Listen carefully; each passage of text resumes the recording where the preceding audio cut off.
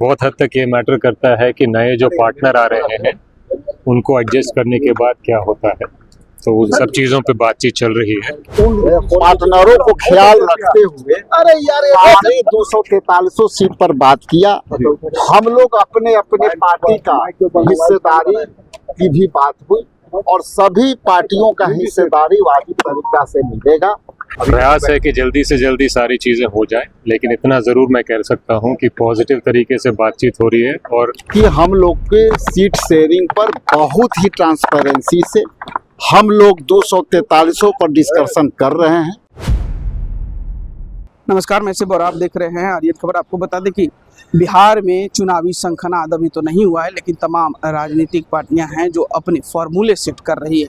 वहीं seat sharing को लेकर कहें तो सीट शेयरिंग भी महागठबंधन में आमतौर पर देखा जा रहा है और पूरा सीट शेयरिंग का जो फॉर्मूला है वो तेजस्वी आवास पर बनाया भी जा रहा है। इसको लेकर क्या कुछ कह रहे हैं राजेश राम जो कांग्रेस के प्रदेश अध्यक्ष हैं और कृष्णा लबरू, एक एक करके आपको सुनवाते हैं। वोटर अधिकार यात्रा के बाद सम्मानित राहुल गांधी जी और तेजस्वी प्रसाद यादव जी और दीपांकर भट्टाचार्य जी और तमाम नेताओं के एसआईआर पर जो यात्रा चली, वो यात्रा के सफलता पर हम लोगों ने विश्लेषण किया और विश्लेषण के पश्चात हम लोग सीट शेयरिंग पर भी बातें की और सीट शेयरिंग में जितना हम लोगों को जो सकारात्मकता से आगे बढ़े हैं, बहुत ही अब तक हम बहुत ही कदम से कदम मिला करके सीट शेयरिंग पर हम बात कर रहे थे। ये मेरा तीसरा बार का बैठक है। इसमें अलग अलग पार्टनर हैं, हम लोग अपने अपने हिसाब से बात कर रहे हैं, लेकिन इतना जरूर बता दूं कि हम लोग के सीट शेयरिंग पर बहुत ही ट्रांसपेरेंसी से हम लोग 243 पर डिस्कशन कर रहे हैं और हर पार्टी के हिस्सेदारी सम्मानजनक होगी, इतना मैं बताना चाहता हूँ। राजेश जी अकेले बैठ देखिए अब भाई एक मिनट थोड़ा सा सारी बातें सब लोग बैठ के कर रहे थे, सब अपनी अपनी विचार रख रहे थे और इसमें जहां जरूरत पड़ेगी तो चूंकि हम लोग संयुक्त गठबंधन के लोग हैं, इंडिया गठबंधन के लोग हैं, तो इसमें ऐसा नहीं है कि हम लोग जहां आवश्यकता है संयुक्त रूप से बात कर रहे हैं और कहीं हम लोग गठबंधन से अलग नहीं है, इसलिए अलग अलग कब तक सीट फाइनल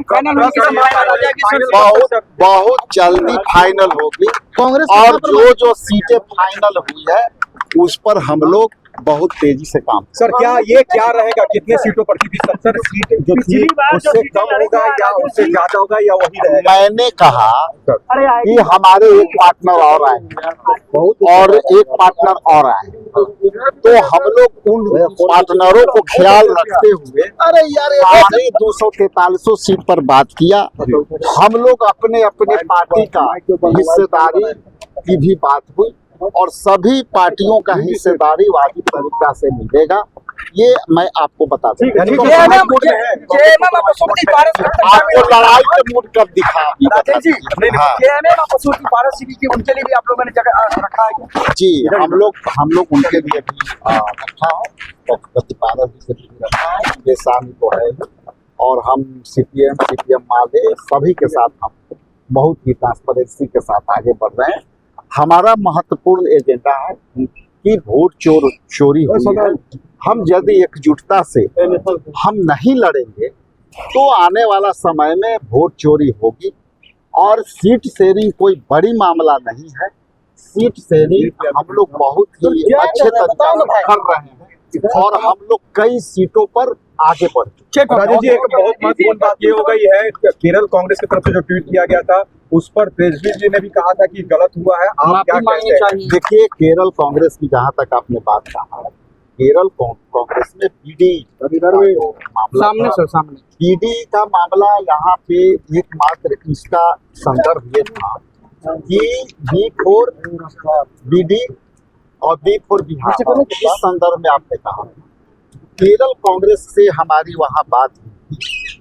ये शाब्दिक का अर्थ हर जगह मायने बदल जाता है, लेकिन इतना जरूर कहूँ कि बीडी का जो मामला है, एकमात्र बिहार ऐसी राज्य है जिसमें डिप्टी सीएम जो है सम्राट चौधरी ने एक स्पेशल, ये सीतारमन जी जो वित्त मंत्री हैं, उनकी ये जो वक्तव्य को आप मिलान करेंगे तो उन्होंने क्या हुआ था सीट शेयरिंग पे? सर आज बैठक जो हुई, क्या कुछ विषय पर सीट शेयरिंग को लेकर महत्वपूर्ण बैठक कही जा रही है? जी, यात्रा के बाद गठबंधन की मीटिंग थी, इसमें अलग अलग विषयों पर चर्चा हुआ, सीट शेयरिंग पे भी बात हुई और अच्छी मीटिंग रही और बातचीत जारी है। कब तक सर ये फाइनल सीट शेयरिंग को लेकर ये फैसला हो जाएगा?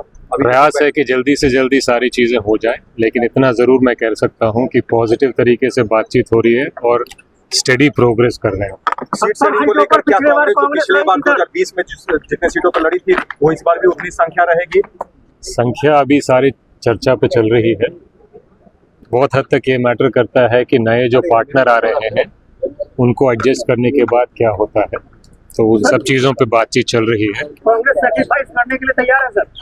गठबंधन में नए पार्टनर को लाना है तो हर पार्टी को सैक्रिफाइस करना पड़ेगा, क्योंकि नए पार्टनर को तो तभी ला सकते हैं, इसमें कोई बड़ी बात नहीं। आज की चर्चा कितनी सार्थक रही? अच्छी रही, सार्थक रही, पॉजिटिव रही, पहले से ज़्यादा बातचीत हुई और आगे बढ़ रहे हैं। और मुझे लगता है कि समय रहते रहते अच्छा निर्णय ले लेंगे। सर पिछले बार कांग्रेस की ये परेशानी थी या ग्रीवांसेस का है कि मनचाही सीटें नहीं मिल पाई थी, क्या इस बार कांग्रेस को मनचाही सीटें मिल पाएंगी? देखिए, गठबंधन में मेरा मानना है कि अच्छी सीट और खराब सीट का संतुलन होना चाहिए और हर पार्टी को अच्छी सीट भी मिलनी चाहिए और कुछ खराब सीट भी मिलनी चाहिए।